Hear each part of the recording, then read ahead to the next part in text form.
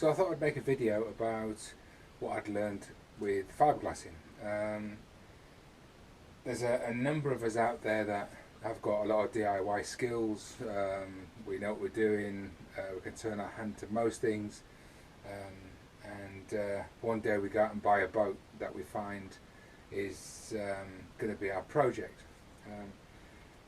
We then go on to use what little knowledge we have, put it to good use, and then we also go on to YouTube and have a look and see different things that we need to learn, a little bit like fiberglassing, for example. I've had boats for about 25 years now, ranging from I started off with a sea boat, but then I went onto the river and started looking at small boats, 20 foot, then 30 foot. You know, big hulls, wide hulls, narrow beams, wide beams, you name it, twin engines, that sort of thing. And it got to a stage where I had to start repairing them.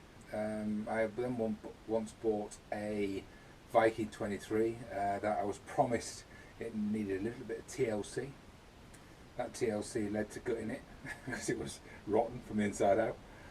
Ended up with a hull, rebuilt it, put a shower in it, all that kind of stuff. And you think, you know, what I learned from that experience was really, really good, really useful. Didn't have YouTube in those days, but now we have. And since then, I've actually learned an awful lot from YouTube as well. So basically, I thought I'd put this together to go through just very, very simple fiberglassing rules. Helps, tips and advice, I suppose, just to get us started. So hopefully by the end of it we could go along and you'll know, what fiberglass to buy and what not and the like, because there is a bit of science to it. It can be very, very simple, but there are certain products that are made for certain applications and vice versa. So nothing on YouTube about that summarizes it all up. And again, this video is to help fellow DIYs like me. I'm not interested in monetization of my channel. This is purely like a video log for future prosperity, so my kids can look back and see the old man making a fool of himself. So what I want to do, I want to get into the different parts of fiberglassing very quickly, and again, it won't be no more than probably 10 minutes worth of information.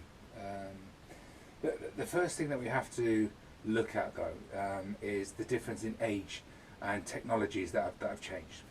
So with fiberglassing, they built most hulls from polyester resin, from polyester lamination.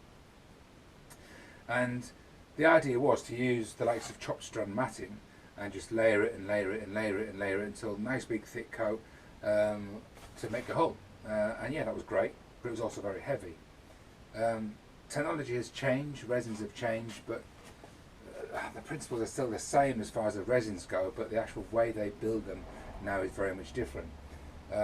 So now you get modern boats with much thinner hulls, which are much lighter, and between the fiberglass matting they put woven cloth, so a bit like this, a bit like woven cloth. So you have a layer of that, layer of matting, and vice versa, and it goes. So matting, cloth, final layer being cloth.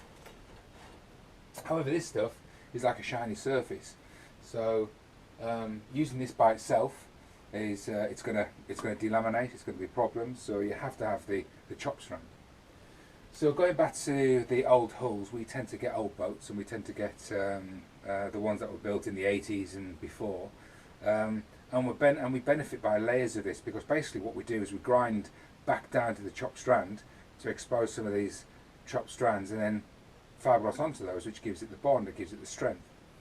Nowadays, if you had a modern hull, you'd find you'd be grinding back and finding this, and this is not very good as it's not structurally efficient, so to speak, to grind into and to stick more polyester on. So for that purpose, you would use a different resin, which is epoxy, because it's got a different adhesive property. So as much to say as most boat hulls are made from polyester, the way they're made is very important to how we then go on and make any changes, repairs, remodeling, that sort of thing. So that's what I'm going to be talking about very briefly, of what to use as far as matting and resins go. Technology has changed, so it doesn't necessarily. There's some old rules that were put into place. So the major rule, I think, was polyester does not stick to epoxy.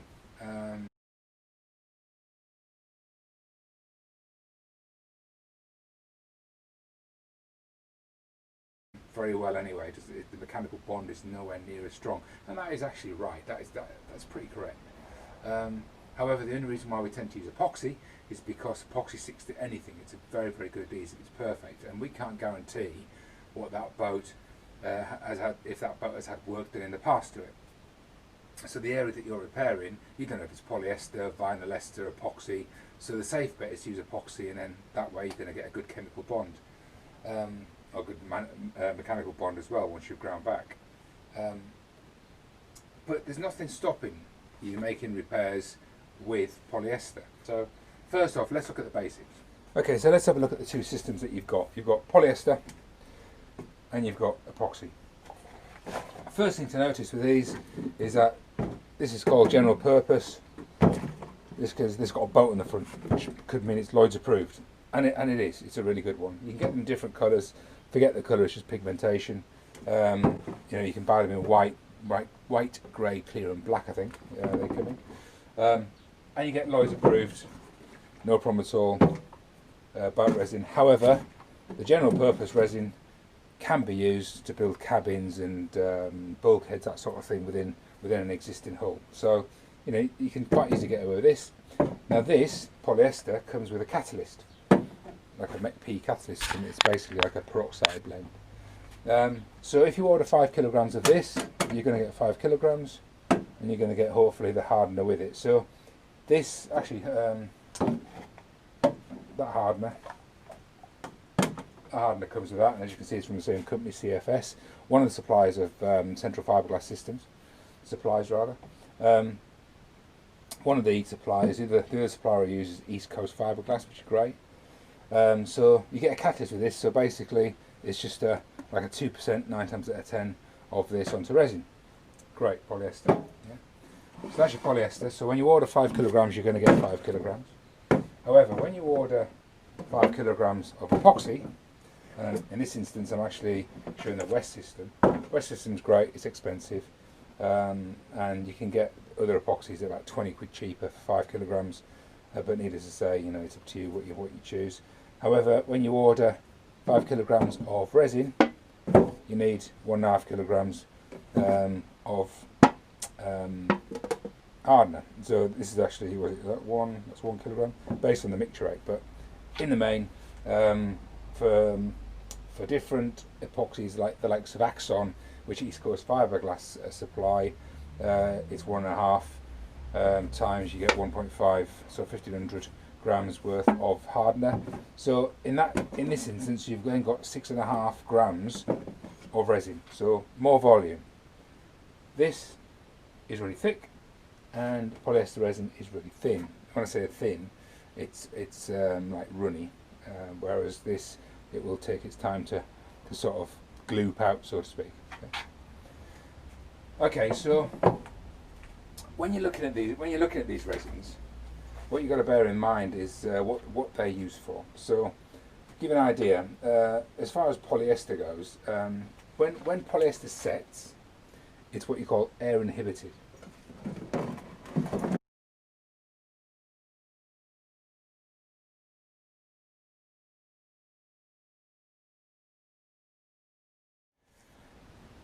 There is going to be a layer of this that is not going to set 100% unless you coat it with a coating, which is called like a gel coat, but we'll cover that in a minute. So first off, for glassing wise, polyester resin doesn't cure 100%, a very, very thin layer on top, which means it's going to be like have a tacky feel. So polyester, general purpose, can do anything you boat basically, but why do we use epoxy?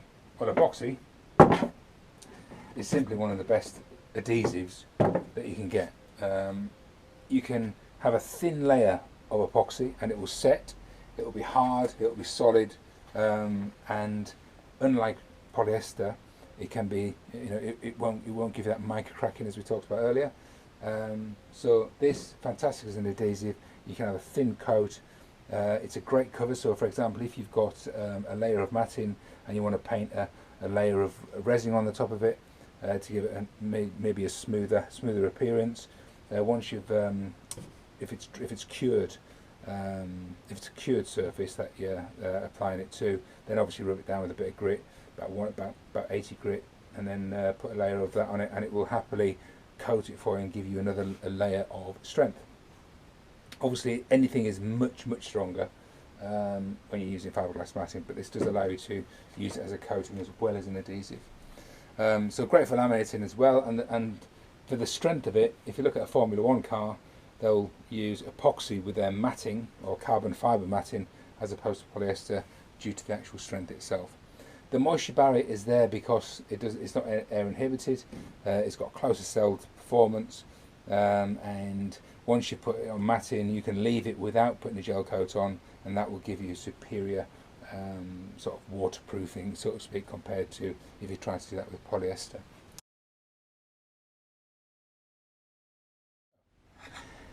First thing that I learned, one of the big lessons that I did learn once I was fiberglassing, was there are different types of matting. This is powder bond matting, powder bonded matting. Its main use is for epoxy. There are two types of matting that you can get. There are emulsion bound and powder bound. So when you're buying epoxy and you're going to be laminating with epoxy, always use powder bonded. The powder bond doesn't need the styrene within the polyester to break down the bond, basically. So the resin soaks in, it breaks down the bond and allows you to form around the said pieces. If we have a look at an example of emulsion bound, these are nice and easy to cut. You cut down it, it's pretty tight, and you can rip it, but it is actually nicely put together, yeah, and it stays together. However, epoxy will not break down those fibres and not break down that bonding. So emulsion bound, or basically standard fiberglass that you buy from anywhere in the world that sells it, you'll get this, and polyester resin has styrene in it, which means that you can actually it breaks down the bond much easier. If you used epoxy on this, it would just take you ages for it to soak in. It'd take ages for it to start breaking apart and allow you to manipulate around the thing, that especially stringers, and manipulating it around the curves, etc. So just bear that in mind. So emulsion bound for polyester, powder bound for epoxy. One of the biggest things is you'll go out and buy loads of matting before you know it. You'll think, hang on a minute. Okay, it makes glassing an awful lot easier, by the way. You'll know immediately. In fact, if you do a test trial, when you're next fiberglassing something, just try it. You think, God, you'll be here all day. And needless to say, I have been there a good 3 or 4 hours struggling. So okay, so you've heard people maybe talk about gel coat and flow coat. You've probably heard that. So there are epoxy gel coats, but they're not designed really to be underwater, the ones that we can buy anyway. So you're always going to have a polyester gel coat, basically. And one of the confusing things for me was I keep hearing stories of, hang on, polyester doesn't stick to epoxy, and why are you putting a polyester gel coat? Well, gel coat's quite different. So a gel coat is basically the coating that you see on your boats, on the outer layer. So in a mould, they'd put that on first, and they'd layer everything up after it, and then when they take out the mould, obviously the gel coat's visible. But gel coat is basically a coating which is as hard, and is designed to be less brittle as such, but a little bit more flexible than the actual resin itself. But it's designed to cover and coat to allow the polyester to set. Yeah? It's also designed as because polyester, as we said earlier, is not 100% as waterproof, so to speak, as epoxy is. The layer of gel coat is designed to stop water penetrating into the resin and the matting itself. Yeah?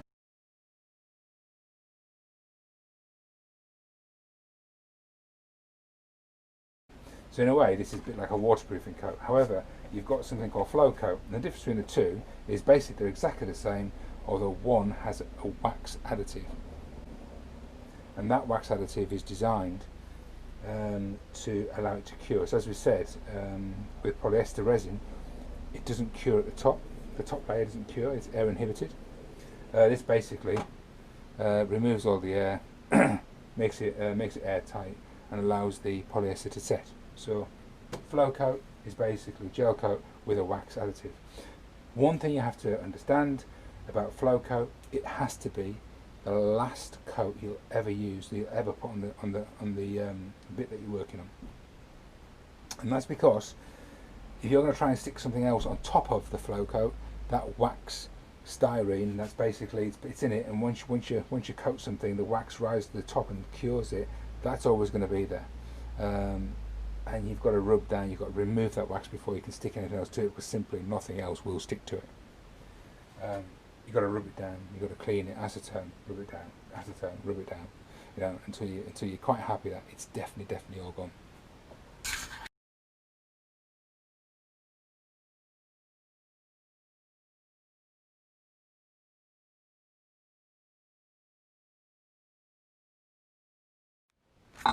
What you have to remember is that you cannot use this by itself. This has got to be in addition to chop strand matting. So it's a layer of chop strand, layer of cloth, chop strand. You can put a layer of cloth on top to finish it off, should you want to. But you always start with chop strand. If you want a nice finish, you finish with cloth. But it is quite expensive, and I'll go through the prices in a minute. But you do need it to give you strength and stability, to give you strength and structural stability. Okay, so next thing I have here is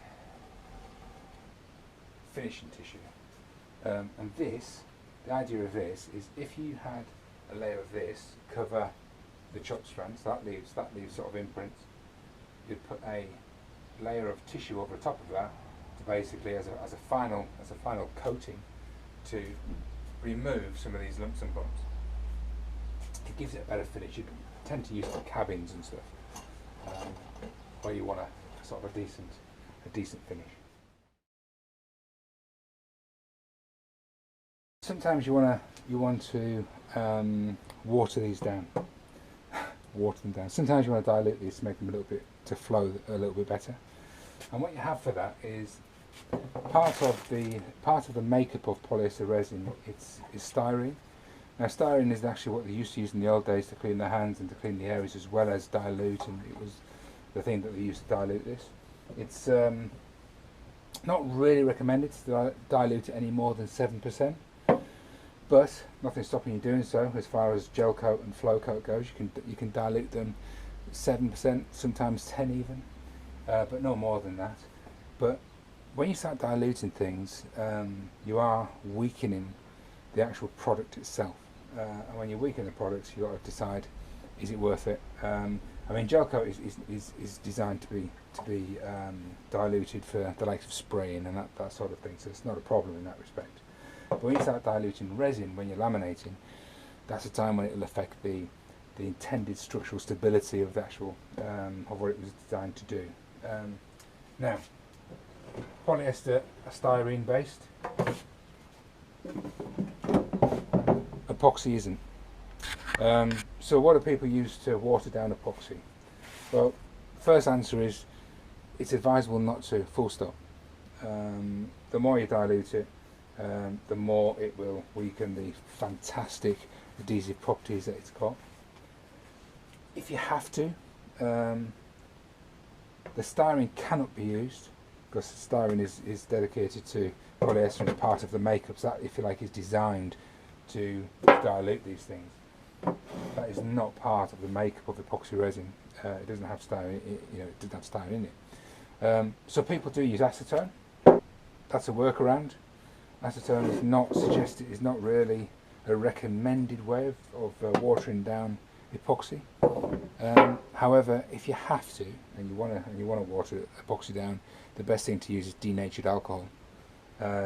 Just search it up on the internet. There's loads of it about denatured alcohol, which is diluted to about 7%. Don't go any more than that, but just understand that it will weaken the intended use of the end product. So I think we've covered gel coat, flow coat and styrene dilution. In essence, you know, in simple terms, you'd have your polyester resin.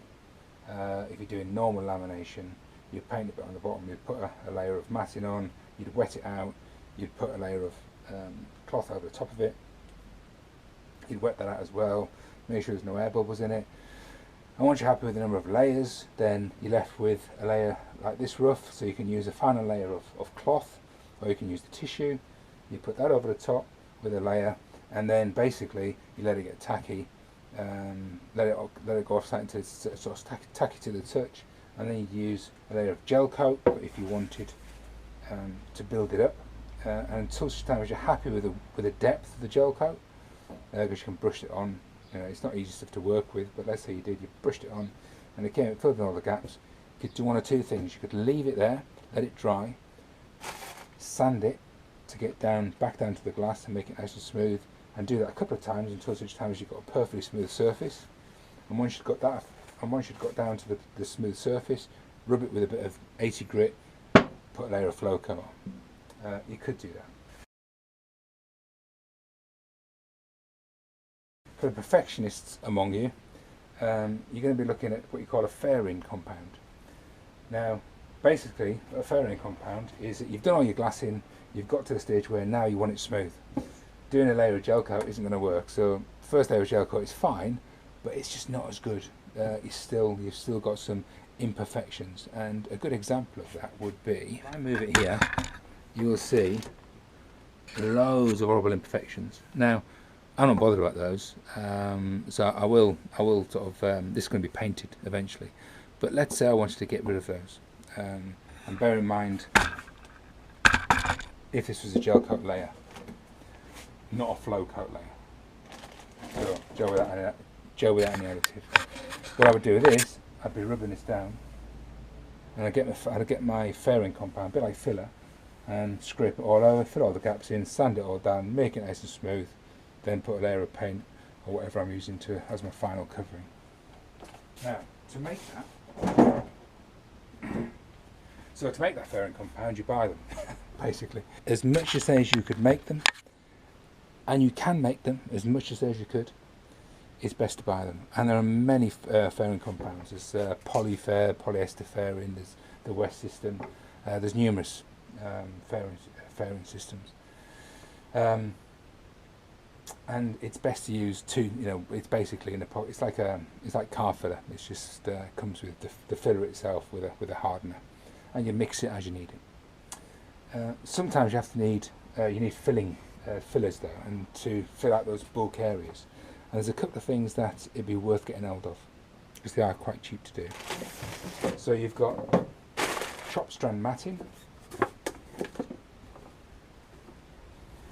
You've chopped strand matting. You can get them different lengths, and you have additives like powders and talcs, and this is called Q-cell. This is called microspheres. And would you believe it or not, these are so fine, as you can see. It looks like smoke,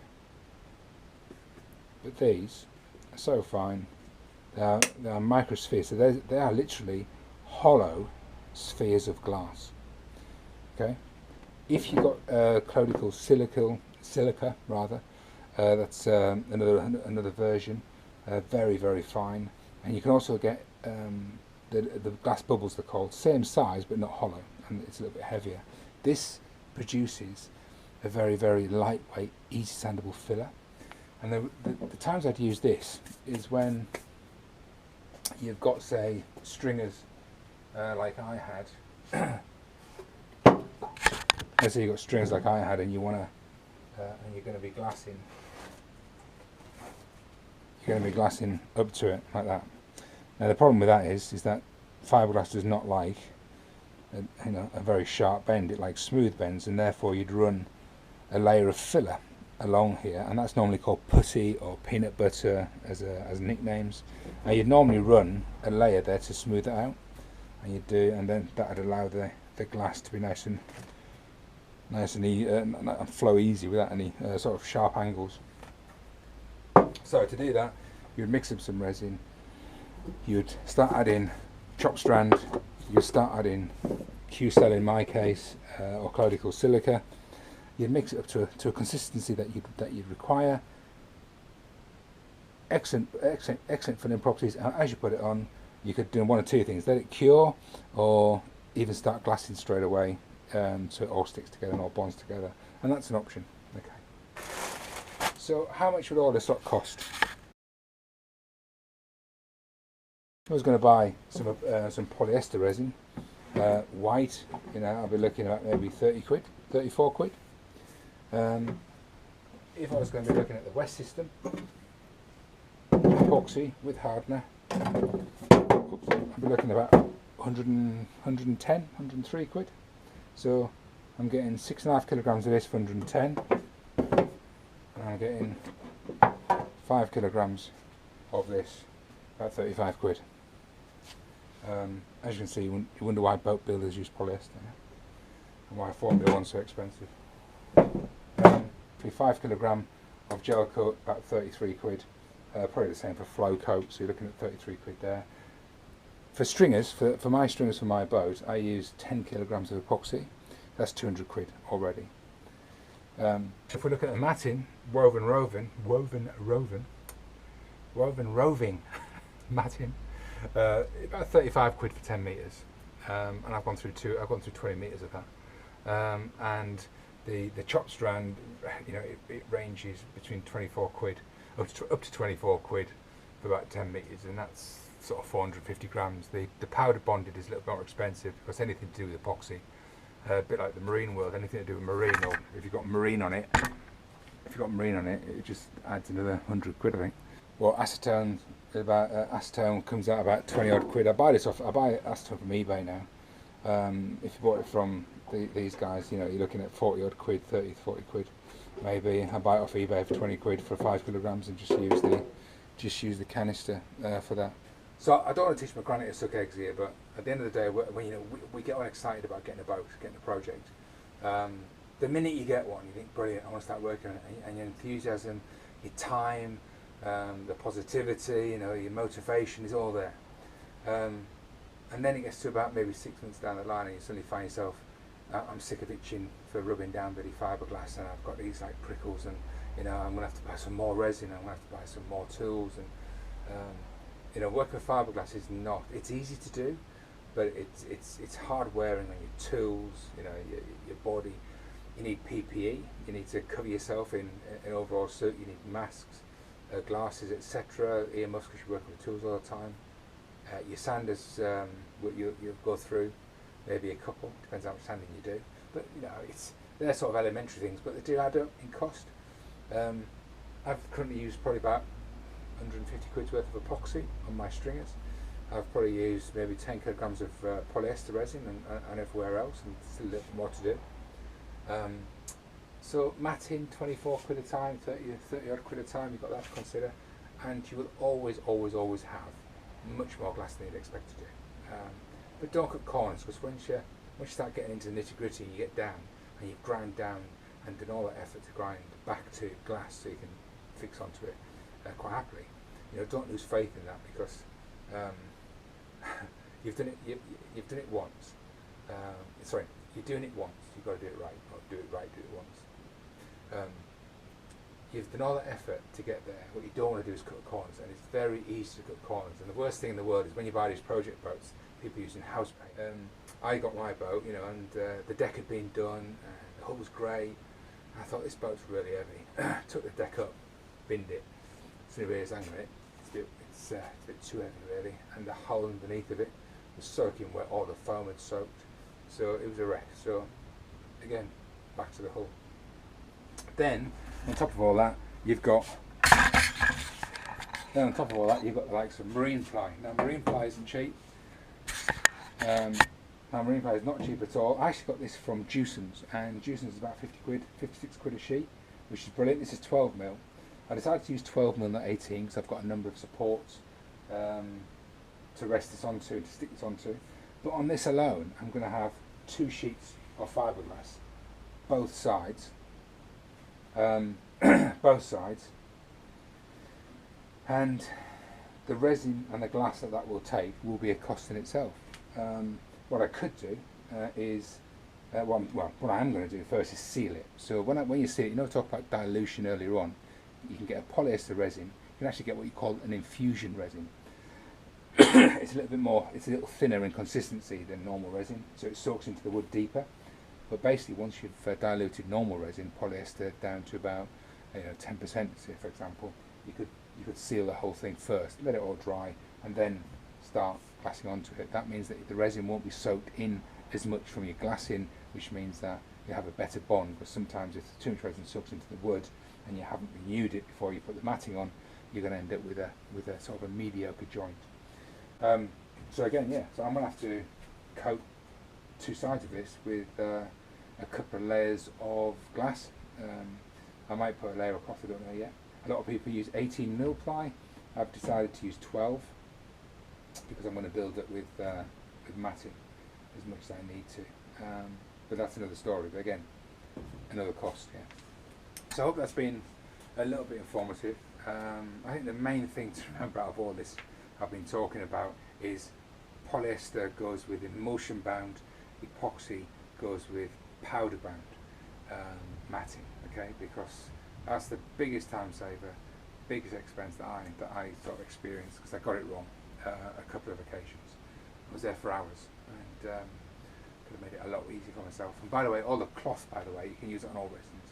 Anything cloth related, perfect, because it's not bound by anything. There's no binding agent that needs to be broken down.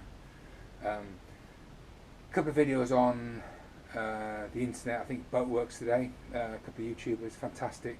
Andy, he's got a patron to his site. I don't know the guy, but I've used him a few times. They're talking about 1705 or 1708, which is basic combination matting. You can buy chop strand with automatic on woven roving or biaxial cloth, and they're stitched together. And so you've just got one piece to put on, and you just keep putting pieces of that on to layer it up, as opposed to doing a chop strand cloth. We call it combination matting in the UK. So should you need to do that, then you can source that as well. So the people that I've seen that I bought these from were East Coast Fibreglass and CFS. Have a look at both of them, compare the prices, because some are cheaper on certain things than others. They're both great companies, I'm sure. I spent quite a lot of money with them. I don't have any discounts in, actually, think about it. I'm not asking for any. But needless to say, it's not a cheap thing to do. And don't use roofing resin. Okay, stick to the stuff that people use for boats. Yeah, it's not that much more expensive. And again, you're going out to sea in a boat that you want to trust, you want to be 100% happy with. So, yeah. Good luck with your projects, and you can see me struggle with mine probably for another year, because the amount of work that's gone into my boat and the amount I still needed, I'm not too sure I'm going to get the time, but thanks anyway.